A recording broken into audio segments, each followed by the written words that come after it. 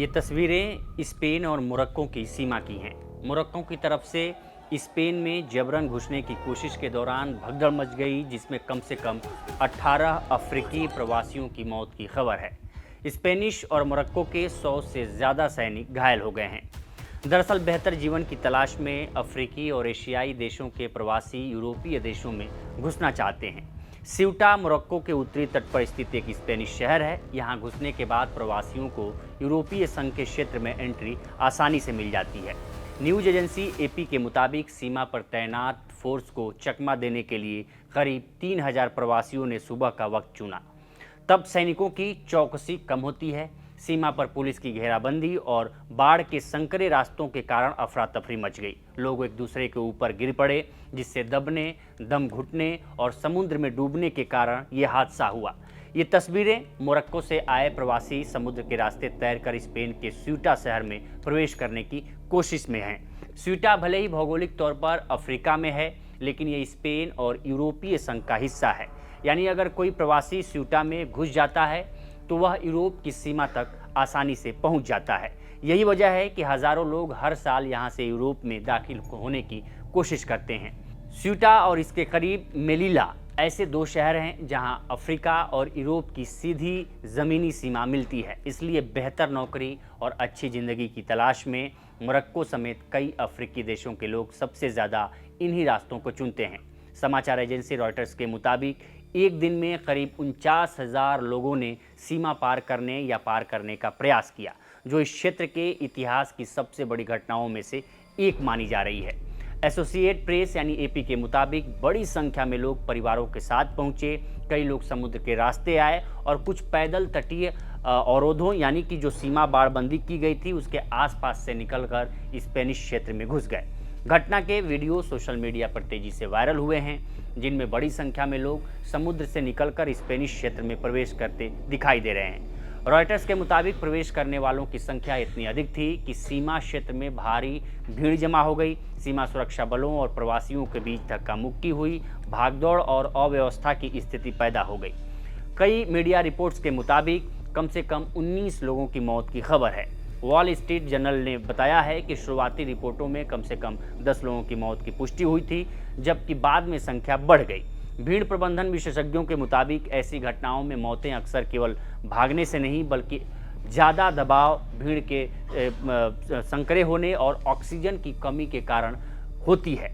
कई शोधों में इसे क्राउड क्रश कहा जाता है, जिसे आम बोलचाल की भाषा में भगदड़ कहा जाता है। स्थिति बिगड़ने के बाद स्पेन सरकार ने अतिरिक्त पुलिस और सेना भेजी है। द गार्जियन की रिपोर्ट के मुताबिक स्पेन ने सीमा नियंत्रण मजबूत करने के लिए सैनिकों और सुरक्षा बलों की अतिरिक्त टुकड़ियां तैनात की हैं। स्पेन के प्रधानमंत्री पेड्रो सांचेज की सरकार ने कहा है कि अवैध रूप से प्रवेश करने वालों को वापस भेजने की प्रक्रिया तेजी की जाएगी।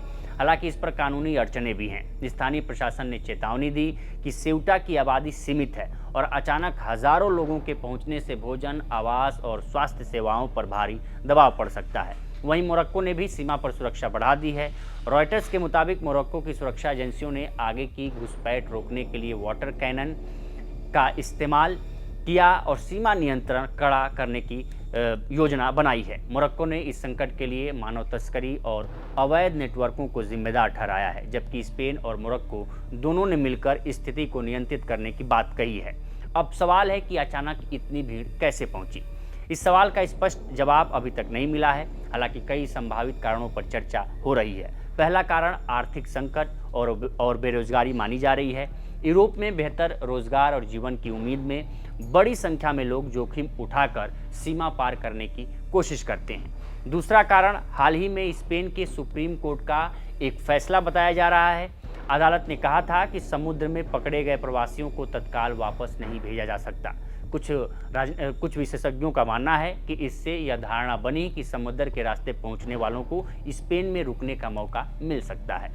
तीसरा कारण सोशल मीडिया पर फैली सूचनाएं और अफवाहें भी हो सकती हैं, जिनके चलते बड़ी संख्या में लोगों ने एक साथ सीमा पार करने का प्रयास किया। हालांकि ये पहली बार नहीं है जब सेउटा में ऐसा संकट पैदा हुआ है। साल 2021 में भी करीब 8,000 लोग अचानक मोरक्को से सेउटा में प्रवेश कर गए थे।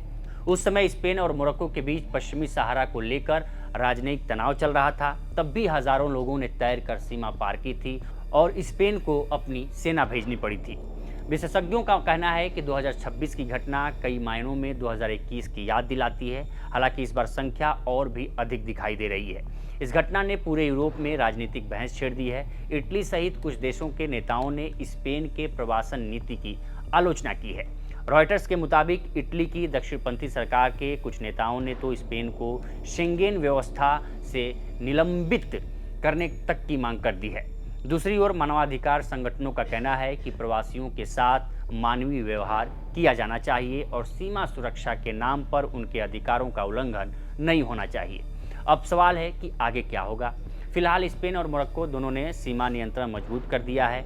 कई लोगों को वापस भेजने की प्रक्रिया शुरू कर दी गई है, जबकि कुछ लोग शरण की मांग कर सकते हैं। लेकिन ये संकट केवल सीमा सुरक्षा का मुद्दा नहीं है, यह यूरोप और अफ्रीका के बीच आर्थिक असमानता, बेरोजगारी, मानव तस्करी और प्रवासन नीतियों से जुड़ा बड़ा सवाल भी है।